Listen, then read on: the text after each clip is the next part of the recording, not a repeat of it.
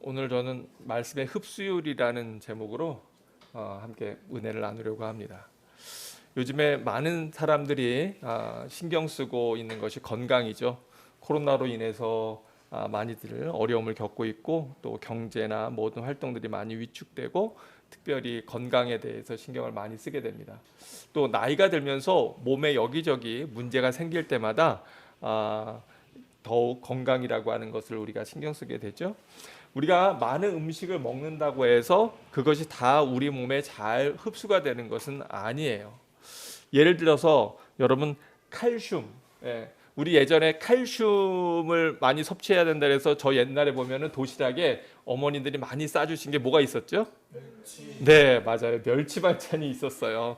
멸치 반찬을 고추장에 볶기도 하고 또 이것저것 단 것도 넣고 해서 주셨었는데, 그런데 생각보다 이 멸치의 칼슘 흡수율이 많이 떨어진다 그럽니다. 그게 왜 그럴까? 왜냐하면 칼슘을 흡수하는데 방해하는 것들이 있는데, 그게 뭐냐 하면 바로 염분이라는 거예요. 소금을 많이 치면 이 염분이 칼슘을 짜게 먹는 식습관이 칼슘의 흡수를 방해한다고 얘기합니다. 특별히 칼슘이 중요한 건 여자분들이 나이가 드시면서 이 뼈가 숭숭숭숭 벼요. 그래서 작은 일에도 쉽게 넘어지거나 다쳤을 때 뼈가 부러지거나 뼈가 상하는 이런 일들이 있는데, 그걸 뭐라 그러죠? 골다공증. 역시 건강에 대해서 다들 잘 아시는데 뭐 상식이니까. 네, 그런데 바로 이런 것도 칼슘이 많이 부족할 때, 나 멸치 많이 먹었었는데 왜 내가 통뼈인 줄 알았는데 이렇게 빠져나갈까? 왜냐하면 우리 몸에서 계속해서 칼슘이라고 하는 것이 빠져나간다 그래요. 그래서 우리가 생각하는 것보다 오히려 우유나 멸치보다도 치즈나 달걀 같은 데에 그 칼슘이 풍부하고요. 그리고 칼슘 속에 있는 것들을 어릴 때는 몸에 많이 흡수한답니다. 그런데 나이가 들수록 그 흡수율이 어떻게 될까요? 떨어져요. 그래서 어릴 때는 음식을 먹고 뭐 이러면 그것이 60% 이상 흡수가, 칼슘 같은 경우 60% 이상 흡수가 되는 사춘기만 돼도 이 흡수가 30% 정도밖에 되지 않는다 그래요. 어른이 되면 더 떨어지고요. 그래서 의사들이 얘기하는 거가 비타민 D 또는 비타민 K 같은 것들이 몸에 칼슘을 흡수하는 데 도움을 준다. 그래서 여러분 햇빛 많이 쬐면, 그러면 왜 몸에 칼슘이, 골다공증이 많이 개선될까? 이유가 뭐냐면 햇빛에 칼슘이 있는 게 아니라 우리가 먹은 칼슘이 햇빛을 통해서 비타민 D를 통해서 잘 이것이 흡수가 되기 때문이라 그럽니다. 제가 이렇게 그 칼슘에 대해서 얘기하면 칼슘을 선전하고자 함이 아니라 몸의 흡수율이라고 하는 것이 굉장히 중요하구나, 이것을 많이 느끼게 되는데요. 여러분들 아시는 대로 아내가 몸이 아프다 보니까 여러 가지 많은 약을 먹어요. 그런데 이 약들이 특히 이제 도파민이라고 하는 물질이 뇌에 전달이 돼야 되는데 이것이 잘 전달되지 않기 때문에 그래서 흡수가 잘 안 됩니다. 왜냐하면 뇌에 장벽이 있어서, 사실 이 뇌의 장벽은 이물질이 몸에 들어왔을 때 그것이 사람을 보호하기 위해서, 뇌를 보호하기 위해서 있는 그러한 장벽인데 이것이 투과율이 높지가 않대요. 그러다 보니까 일반적으로 약을 먹어도 그 약이 뇌로 전달이 돼서 그 장벽, 뇌 장벽을 통과해서, 그래서 도파민이 필요한 데에 적절히 가는 것이 굉장히 중요한데, 그러나 그 흡수율이 굉장히 낮기 때문에 그래서 고용량의 약을 먹게 되고, 그러다 보니까 그것이 몸에 너무 많이 들어가서 그래서 이상 증상 같은 거, 이런 것들을 발생하는 것들을 이제 아내가 투병을 하고 약을 먹고 하면서부터 알게 되었습니다. 그래서 약을 먹고 또 통증을 위한 패치를 붙일 때도 제가 늘 기도하는 게 뭐냐면, 하나님, 이렇게 약을 먹고 몸에 패치를 붙였는데 이것이 몸에 필요한 곳에 잘 흡수되게 하셔서 그 기능과 역할을 잘 감당하게 하시고, 그래서 통증도 사라지고 몸을 움직이는 것도 훨씬 더 유연하고 원활하게 하나님 도와주십시오. 그리고 제가 날마다 아내에게 패치를 붙이고 약을 먹게 하고서 기도해 주는 내용이 바로 그런 것입니다. 그런데 하나님의 말씀은 그러면 과연 우리가 잘 흡수하고 있는가? 우리 사랑하는 성도들이 주님 앞에 나와서 말씀을 듣고 예배를 드립니다. 그리고 어떤 때 그 말씀을 듣고 그래 그 말씀이 맞아. 그렇게 살아야지. 이렇게 생각을 합니다. 그런데 문제는 그 말씀을 우리 마음에 내가 감동하고 받아들였다고 해서 그것이 정말 나에게 흡수가 된 것일까? 라고 하는 것에 대해서 우리의 신앙의 모습에 대해서 다시 한번 생각해 보고자 합니다. 오늘 우리가 읽은 야고보서 1장 말씀에 보면 이렇게 되어 있어요. 너희는 말씀을 행하는 자가 되고 듣기만 하여 자신을 속이는 자가 되지 말라. 누구든지 말씀을 듣고 행하지 아니하면 그는 거울로 자기의 생긴 얼굴을 보는 사람과 같아서 제 자신을 보고 가서 그 모습이 어떠했는지를 곧 잊어버리거니와 자유롭게 하는 온전한 율법을 들여다보고 있는 자는 듣고 잊어버리는 자가 아니고 뭐 하는 자예요? 실천하는 자니 이 사람은 그 행한 일에 복을 받으리라. 우리가 말씀을 듣고 예배, 주일 예배에 참석하고 그리고 은혜를 받으면 그러면 여러분 그것으로 우리가 하나님 말씀에 대해서 충분히 흡수가 된 걸까요?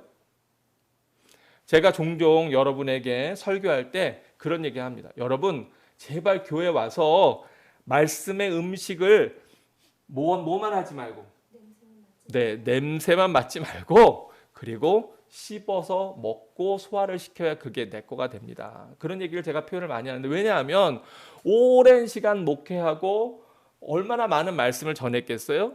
그럼에도 불구하고 많이 안타까운 건 뭐냐면 그 말씀을 통해서 성도들의 믿음이 성장하고 그들의 삶이 바뀌느냐. 오히려 제가 많이 경험하는 건 뭐냐 하면 처음에 믿은 사람들은 이 흡수율이 높아요. 아까 제가 어릴 때는 많이 흡수한다 그랬잖아요. 그런데 점점 나이 들수록 그 흡수율이 떨어집니다. 신앙에서도 보면 처음에 교회에 나오고 그러다가 하나님의 은혜를 깨닫고 하나님을 알게 되고 복음을 접하게 되면 많이 흥분하고 열정을 가지고 그 믿음으로 살려고 애를 쓰고 막 합니다. 신앙을 성장하려고 하고 자기의 삶을 바꾸려고 하고 하나님 앞에 바르게 살려고 애를 많이 씁니다. 그런데 문제는 이게 1년 가고 5년 가고 10년 가고 20년 가고 30년 가면 점점 그것들이 무뎌진다는 거예요. 그러면서 자꾸 마음속에 그 흡수율이 떨어져요. 그래서 이 말씀이 그 말씀 같고 그 말씀이 저 말씀 같고 뭐 수십 년을 들었으니 이것이 잘 흡수가 되기가 쉽지 않지 않겠습니까? 그러다 보니 예배에 대한 감격과 기쁨도 떨어질 뿐만 아니라 제일 큰 문제는 삶에서 진정한 그리스도를 닮아가는 모습이 점점 흐려지고 희석된다고 하는 사실이에요. 이것이 얼마나 안타깝습니까? 그래서 여러분 말씀을 듣고서 그 말씀에 그냥 내가 동의하고 그리고 오늘 은혜 받았다. 그래 그렇지. 그리고 그 말씀대로 살아야지 결심한다고 해서 여러분이 진짜 믿음으로 성장하고 자라는 건 아니라고 하는 거예요. 그 말씀이 흡수된 건 아니에요. 그러면 그게 어디까지 가야 됩니까? 그게 어디까지 가야 진짜 흡수가 되는 겁니까? 바로 자기 삶의 행함으로 드러나야 되는데 그 행함이라고 하는 것은 마음의 생각과 입의 말과 또 내 손발의 행동과 행위를 통해서 그리스도의 사랑이 나누어지고 전파되고 전달될 때 비로소 그것이 실천되는 거예요. 이것이 너무나 중요한데 한국 교회에 오래된 병폐가 있어요. 그게 뭐냐 하면 구원은 무엇으로 얻습니까, 여러분? 아멘. 네, 구원은 믿음으로 얻어요. 분명한 사실이에요. 맞는 일이에요. 그런데 너무나 안타까운 건 많은 성도들이 이 믿음이라고 하는 것을 예수 그리스도의 이름을 알고 그리고 그 이름으로 내가 죄 씻음을 얻고 구원을 받는 존재라고 하는 것에 대해서 동의하고 나도 그것을 인정합니다 라고 하는 것을 믿음으로만 생각한다고 하는 거예요. 근데 여러분 믿음이 그런 건가요? 정말 믿음은 그냥 말씀에 대한 동의가 절대로 아닙니다. 야고보서 2장 14절에 보면 성경이 이렇게 우리에게 이야기하고 있어요. 내 형제들아 만일 사람이 믿음이 있노라 하고 뭐가 없으면, 행함이 없으면 대체 무슨 유익이 있으리요? 그 믿음이 능히 자기를 구원하겠느냐? 이렇게 구원하겠느냐라고 물어본다면 그러한 믿음은 그 사람을 구원할 수 있다 없다? 구원할 수 없다는 거예요. 근데 너무나 많은 성도들, 특별히 신앙생활, 교회생활을 오래 한 성도들이 이것에 대해서 심각한 착각을 하고 있어요. 성경은 분명히 얘기하고 있거든요. 성경은 지옥에 대해서 분명히 얘기하고 있거든요. 성경은 분명히 너희의 오른손이 범죄하거든 찍어버리고, 그리고 너희의 눈이 범죄하거든 뽑아버려라. 그리고 그거 눈 뽑고 손목 자르고 천국에 가는 것이 지옥불에 던져지는 것보다 낫다라고 아주 무섭게 예수님은 우리에게 말씀하고 있건만, 우리는 뭐 나는 교회 다니고 뭐 내가 성경 말씀 난 인정하고 믿고 뭐 이해 안 되는 부분도 많고 뭐 기적들 나는 잘 모르지만 하여간 나는 믿어. 여러분, 그렇다고 해서 구원 받느냐? 아니라는 거예요. 우리가 읽는 성경이 그렇게 얘기하지 않고 있다는 거예요. 여러분, 지난주에도 제가 양과 염소에 대해서 말씀을 전했습니다만, 양과 염소로 나눈 사람들이 교회 밖에 있는 사람들이었을까요? 아니에요. 다 교회 안에 있는 사람들이에요. 왜 그렇습니까? 양과 염소로 구분되었던, 특별히 염소에 있던 사람들이 예수 그리스도의 이름으로, 하나님의 이름으로 선지자 노릇을 하고 기적을 행하고 했던 사람들이에요. 어떻게 보면 저 같은 목회자들일 수 있어요.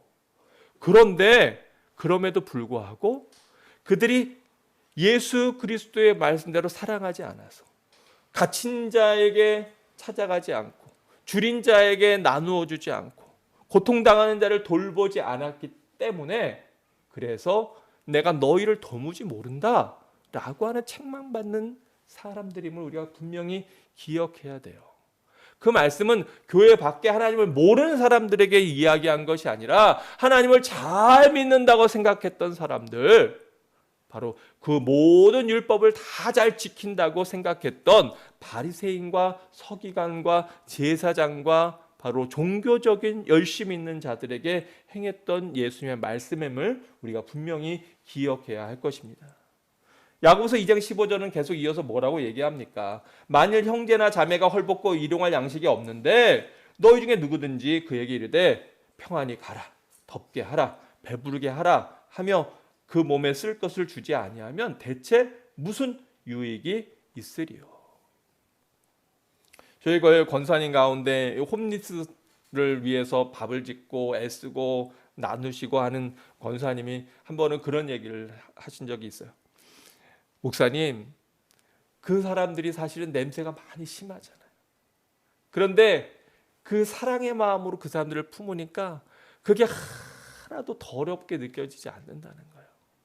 그 사람들의 상처를 닦고 발을 씻고 음식을 해주는 그것들이 더러운 것이 아니라 그 사람들이 얼마나 사랑스러운지, 그리고 또 얼마나 그들의 삶이 모습이 안타까운지, 그리고 마음 아파하시면서 저한테 얘기를 나누신 적이 있는데, 저도 그런 것들을 경험한 적이 많이 있어요. 여러분, 내 새끼를 정말 사랑하면 그러면 그 아이가 막 그 변을 봐도 그것이 뭐로 보입니까? 네, 거기에 황금을 붙이잖아요. 네, 그게 얼마나 예쁜지. 네. 심지어는 방귀를 껴도 사랑하는 상대의 방귀는 구수하게 느껴질 정도로. 네.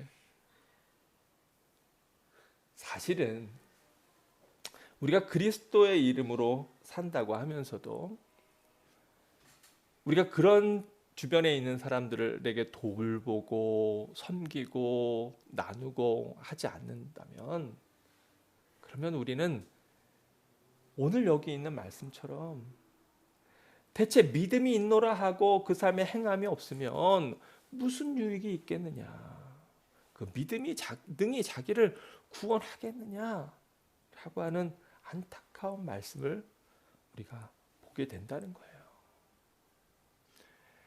마태복음 5장, 6장, 7장, 이걸 우리가 산상보훈, 산상수훈이라고 하죠. 너무나 주옥 같은 말씀이 있어서요, 저도 그 말씀을 보려고 애를 많이 씁니다. 너무나 좋은 귀한 말씀인데, 보석 같은 말씀인데, 이 산상수훈의 마지막 결론이 대체 뭡니까, 여러분? 산상수훈의 마지막 7장 24절과 25절에 가면 바로 집 짓는 사람의 이야기가 나와요. 오늘 아까 우리가 부른 찬송 주의 말씀 듣고서 집을 짓는 자는, 우리 아까 204장 찬양을 했는데, 예배 전에 찬양을 했는데, 바로 7장 24절에 보면 뭐라고 되어 있어요? 그러므로 누구든지 나의 이 말을 듣고 행하는 자는 그 집을 어디 위에? 반석 위에 지은 지혜로운 사람 같으리니. 오늘도 비가 많이 왔는데요, 비가 내리고 창수가 나고 바람이 불어 그 집에 부딪히되 무너지지 아니하나니 이는 주초를 반석 위에 놓은 까닭이요. 그 이후에 뭐라고 말씀합니까? 똑같은 말씀이 나오는데 반대로 나오죠. 말씀 듣고 행하지 않는 자는 그 집을 어디에 지은 자 같아요? 모래 위에 지은 자 같아요. 그래서 비가 내리고 창수가 나고 바람이 불어 그 집에 부딪힐 때 무너짐이 심하리라.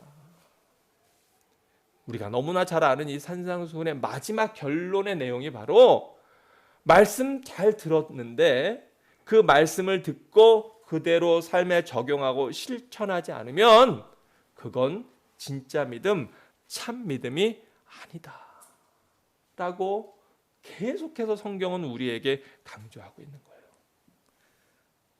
사랑하는 성도 여러분, 여러분의 말씀의 흡수율은 어떻습니까? 여러분 말씀을 듣고 그 말씀대로 내가 살아야지라고 결단하는 것으로 끝나는 것이 아니고 정말 삶에 실천하고 있습니까? 여러분은 지금 집을 모래 위에 짓고 있습니까? 아니면 반석 위에 짓고 있습니까? 아니면 예전에 처음에 신앙생활 시작할 때는 모래 위에다가 막 지었었는데, 근데 점점 기운이 빠져가지고 힘이 들어서 그냥 대충 짓다가 말고 포기하고, 반석 위에다 지었었는데, 거꾸로 얘기하면 반석 위에다 지었었는데 너무 땅 파는 것이 힘들고 어려워서 그래서 포기하고 계십니까? 성경이 계속해서 이렇게 우리에게 행함에 대해서 강조하고 있는데요, 그것은 요한계시록에도 마찬가지예요. 요한계시록 20장 12절과 13절에 보면요, 중요한 말씀이 있어요. 이제 요한계시록은 22장으로 끝나게 되는데, 그런데 이 요한계시록 20장에 가서 거의 결론쯤에 가면 뭐라고 되어 있습니까? 또 내가 보니 죽은 자들이 큰 자나 작은 자나 그 보좌 앞에 서 있는데 책들이 펴 있고 또 다른 책이 펴졌으니 곧 무슨 책이에요? 생명책이라. 근데 여러분, 이 생명책엔 뭐가 써 있을까요? 거기 보니까 죽은 자들이 무엇을 따라서? 자기의 행위를 따라 뭐들에 기록된 대로? 책들에 기록된 대로 심판을 받으리니. 성경에 보면 분명히 이 생명책에 이름이 없는 자는 구원을 받지 못한다고 되어 있어요. 근데 그 생명책에 이름이 올라간 것은 바로 심판을 받게 되는데, 그것은 여기서는 그 행위를 따라 쓴 책들이라고 되어 있는데, 우리가 그래서 이거를 그 생명록이라고 안 하고 또 행위록이라고 그렇게 표현하기도 합니다. 그런 얘기 들어보셨죠? 거기에는 뭐가 기록돼 있어요? 자기의 행위, 그 사람이 이 땅에 살면서 하나님의 말씀을 듣고 과연 세상을 어떻게 살았느냐에 대한 기록들이 남아 있는데, 바로 그 행위대로 심판을 받는다는 거예요. 그래서 20장 13절에 보면 바다가 그 가운데서 죽은 자들을 내어주고 또 사망과 음부도 그 가운데서 죽은 자들을 내어주매 각 사람이 무엇대로 심판을 받아요? 자기의 행위대로. 그래서 믿음이라고 하는 것은 우리가 바른 길로 갈 수 있도록 우리를 이끌어주고 인도하는 이정표입니다. 여러분, 내비게이션을 틀면서, 그래서 내비게이션을 열어서 그래서 내가 갈 곳을 지정하면 계속해서 안내가 나오지요. 그러면 그 안내를 따라서 갈 때에 제대로 목적지가 나옵니다. 물론 세상에서 만든 내비게이션은 가끔 오작동을 일으킬 때도 있긴 있어요. 그런데 여기에서 안내가 아무리 얘기를 해도 내가 운전대를 내가 원하는 방향으로 틀 수 있어요, 없어요? 있어요. 내 생각대로. 이거 아닌데? 그리고 갔다가 낭패를 보는 경우들도 많이 있어요. 계속해서 경고의 메시지가 나오고 우리를 안내해도 하나님은 우리를 로봇으로 만드신 것이 아니라 하나님의 자녀로 만들었기 때문에 우리는 얼마든지 우리의 욕심을 따라, 우리의 이익을 따라, 우리의 생각을 따라 살 수 있어요. 그러면서도 우리가 착각해요. 나는 오늘 주일 예배 드렸으니까, 나는 11조 하니까, 나는 신앙생활하고 교회 생활하니까. 여러분 11조 하고 주일 성수하고 또 여러분이 교회 여러 가지 규율들을 따른다고 해서 구원을 받는 건 절대로 아니라는 거예요. 그거 착각하시면 절대로 안 돼요. 너무나 안타까운 건 한국에서 여러 가지 소식들을 들려올 때, 특별히 교회 안에서 일어나는 여러 가지 많은 일들을 들을 때 얼마나 나쁘고 안타깝고 마음 아픈 소식들이 얼마나 많이 있습니까? 저는 알아요. 아주 일부의 이야기예요. 일부의 이야기예요. 일탈하는 목회자들이나 또는 일탈하는 성도들의 이야기들 전체가 절대로 아닌데, 그런데 안타까운 건 그런 것들이 많이 부각이 되고, 그리고 또 분명한 건 정말 예전에 우리 믿음의 선배들이 그 고난과 고통 가운데에서 신앙생활하고 힘들었던 것이 이제는 오히려 교회를 다니는 성도들이 기득권을 갖게 되고 기득권자가 되어서 신앙생활을 한다고 하는 거예요. 예전에 우리의 믿음의 선배들은 교육도 짧았고, 저희 외할머니도 한글을 잘 모르셨어요. 초등학교도 안 나오셨으니까. 근데 한글을 어떻게 띄셨냐면 교회에 다니면서 성경책하고 찬송가 모르는데 까막눈이신데 그거 보다가 한글을 떼셨어요. 한글을 떼셨대요. 그렇지만 그 어른들은 정말로 말씀의 흡수율이 높았을까요? 낮았을까요? 높았어요.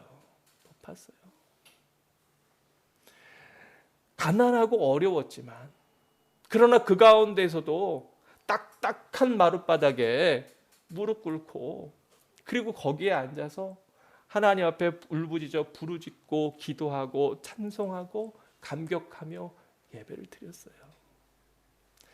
일제시대 그 어려운 핍박 가운데서도 나라를 독립시키고자, 민족을 다시 되살리고자 많은 고통과 고초를 겪으면서도 수많은 기독교 지도자들이 믿음으로 나라를 일구었어요. 정말 예전의 교회의 모습이라고 하는 것은 우리가 다 머릿속에 이렇게 그려지지 않습니까? 추운 겨울에 눈길을 퍽퍽 빠지면서 와서 새벽기도 와서 그 난로 앞에서 또는 달탄 앞에서, 또 난로도 없는데 오들오들 담요 뒤집어 쓰고, 그리고 거기에서 무릎 꿇고 기도하며 하나님 앞에 부르짖었던 그 믿음들. 그런데 너무나 안타깝게도 저를 비롯하여 세상이 편안해지고 또 발달하면서 정말 과연 우리는 그러한 믿음의 흡수율을 갖고 있는가? 제가 밴쿠버에서 9년 가까이 사역을 하고 목회를 하다가 다시 선교지로 가게 된 이유가 있어요. 그랬던 이유는 뭐냐 하면 바로 믿음의 흡수율이, 말씀의 흡수율이 다른 거예요. 선교지에서의 그 갈급한 영혼들, 집에 동전 하나 없는데 몇 시간을 걸어서 와서 그 뜨거운 이글이글 타는 태양 아래서 제대로 된 교회의 모습도 갖추지 못하고 주말마다 8군데 예배 처소를 돌아다니면서 예배를 드렸거든요. 나무 밑에, 때로는 남의 집 처마 밑에 그저 옹기종기 모여서 거기에서 예배를 드리는데 땀을 뻘뻘 흘리면서도 그 아래에서 기뻐 뛰고 찬양하고 행복했던 그 모습들, 그게 저는 너무 감격스럽고 너무 기쁘고 너무 좋은 거예요. 그래서 여기서 편안한, 어떻게 보면 안락한, 안정되어 있는 것들을 뒤로 하고, 그리고 선교지로 가족들을 다 데리고 다시 그 기쁨, 그 감격을 알기 때문에 그래서 다시 갔었던 거예요. 여러분, 그런데 이 믿음과 우리 삶의 적용과 행위의 문제는 그냥 우리가 살고, 우리가 하나님 앞에서 상을 받고 못 받고의 문제가 아니에요. 이 문제는 오늘 우리가 읽은 본문의 말씀처럼 바로 우리의 구원과 직결되어 있는 거예요. 절대로 그걸 착각하면 안 돼요. 절대로 착각하면 안 돼요.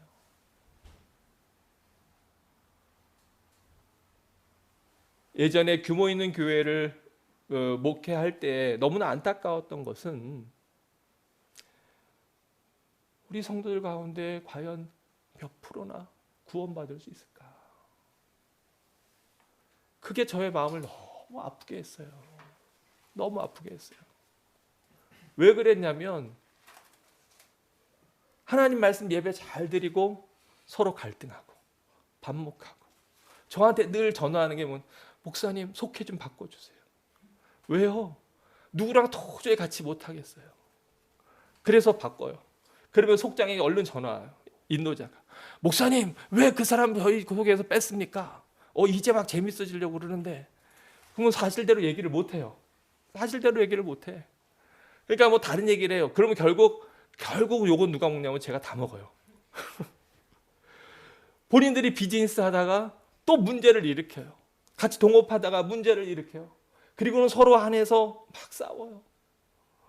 이걸 어떻게 중재를 못해요? 이쪽은 이쪽에 와서 자기 하소연하고 저쪽은 저쪽에 와서 자기 하소연을 하고, 이쪽 편도 못 들고 저쪽 편도 못 들고 성경적인 말씀을 전하면 결국은 또 욕먹어요. 왜냐하면 내 편 안 들어준다. 어떤 사람은 와서 비즈니스를 하려고 막 사람들과의 관계를 넓혀요. 그리고 막 선심을 써요. 그리고는 또 막 이렇게 저렇게 거기에서 뭐 다단계라든가 여러 가지를 하다가 또 문제를 일으켜서 누구에게 상처를 주고, 이런 것들이 교회 안에 너무 많은 거예요. 너무 많은 거예요. 과연 얼마나 몇 퍼센트나 구원을 받을 수 있을까? 여러분, 이거는 이 땅에서의 죽고 살고 문제보다 훨씬 더 중요한 영원한 하나님 나라에서의 죽고 사는 문제입니다. 성경은 우리에게 절대로 행위를, 우리의 삶의 모습을 가볍게 말씀하고 있지 않습니다. 요한계시록 20장 12절에 보면 뭐라고 말씀해요? 보라, 내가 속히 오리니 내가 줄 상이 내게 있어 각 사람에게 그가 행한 대로 뭐하리라? 갚아주리라. 내가 속히 올 것인데 내게 줄 상이 있어 각 사람의 그 행한 대로 다 갚아줄 거다. 할렐루야.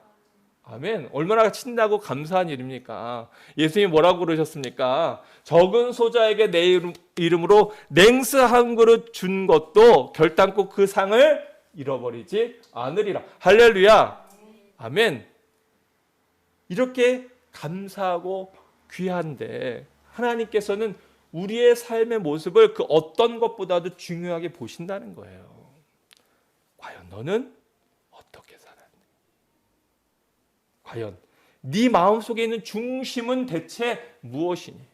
여기서의 행위라고 하는 것은 단순히 이 몸으로 섬기고 행하는 것뿐만 아니라 바로 우리의 중심이 무엇인지, 우리의 심령이 무엇인지를 동시에 얘기하고 있어요. 우리가 선행을 베풀면서도 이걸 어거지로 한다면 그것이 참된 하나님 앞에 상급이 되겠습니까? 우리가 섬기고 봉사하면서도 이것을 억지로 싫은 마음으로 한다면 그것이 하나님이 기뻐하시는 모습이 되겠습니까? 제가 참 좋아하는 말씀이 요한계시록 14장 13절의 말씀입니다.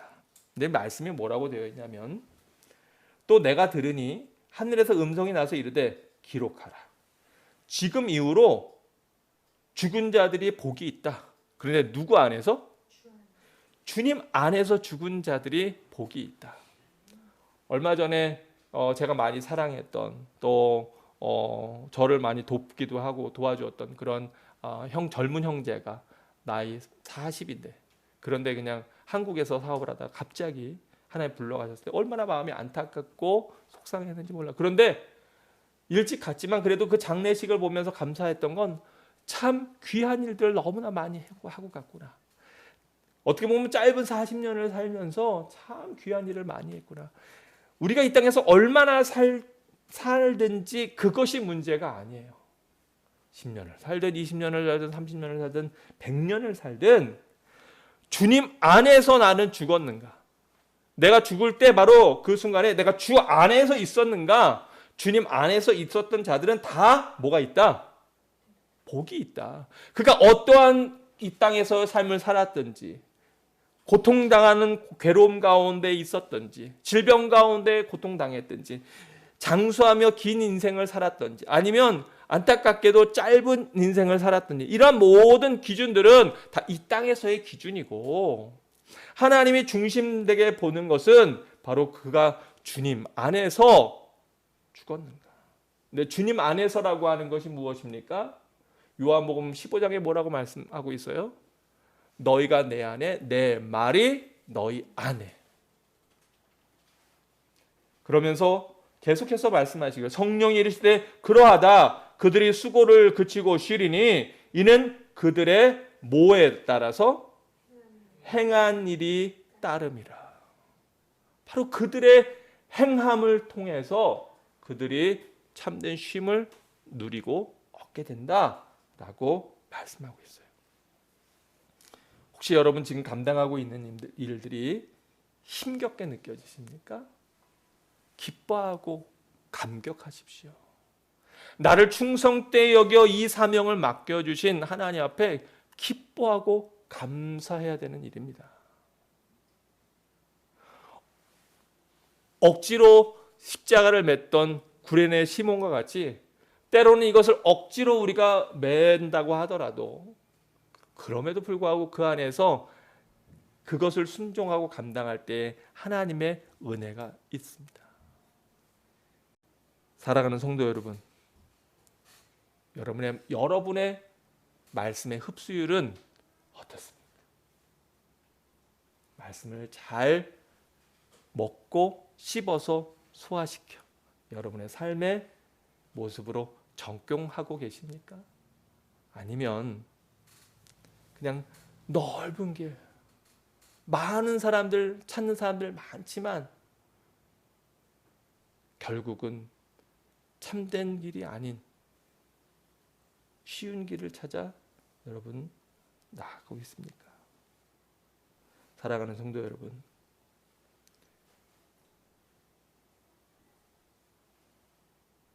믿음이 있노라 하고 행함이 없으면 무슨 유익이 있으리요?